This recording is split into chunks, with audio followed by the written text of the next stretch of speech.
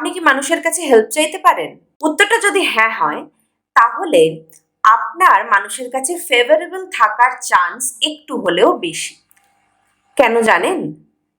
মানুষ যাকে হেল্প করে তার প্রতি বন্ধুত্বপূর্ণ আচরণের সম্ভাবনা অনেক বেড়ে যায়। হ্যাঁ, সাইকোলজিতে এই ফেনোমেননটার নাম বেন ফ্র্যাঙ্কলিন ইফেক্ট।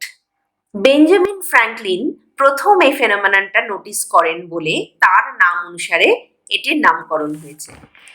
তিনি একদিন তার পলিটিক্যাল রাইভালের কাছ থেকে একটি বই ধার করেন এবং পরবর্তীতে তাকে ফেরতও দেন, এবং তিনি নোটিস করেন আগে যে বই ধার দিয়েছিলেন সে তার সঙ্গে যতটা রাইভালরি করছিল ততটাও করছেন না, এবং পরবর্তীতে দেখা যায় তাদের মধ্যে বন্ধুত্বপূর্ণ সম্পর্ক তৈরি হয়ে যায়।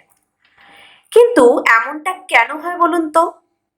বিজ্ঞান বলে আমাদের মস্তিষ্ক একেবারেই দ্বিচারিতা সহ্য করতে পারে না।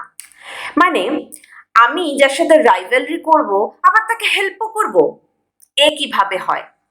হেল্পিং এর সঙ্গে আপনার একটা পজিটিভ ইমোশন যুক্ত থাকে, আর যদি সেই মানুষটার প্রতি আপনার নেগেটিভ অ্যাটিটিউড থাকে তাহলে দুটো একটু কনফ্লিক্টিং হয়ে যাচ্ছে না?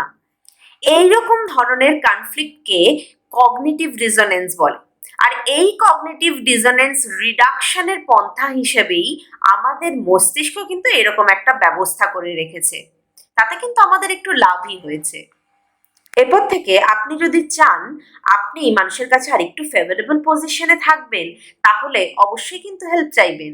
আর যেই বন্ধুটি হেল্প চাইতে দ্বিধাবোধ করে তাকে কিন্তু অবশ্যই এই ভিডিওটা শেয়ার করে দেবেন।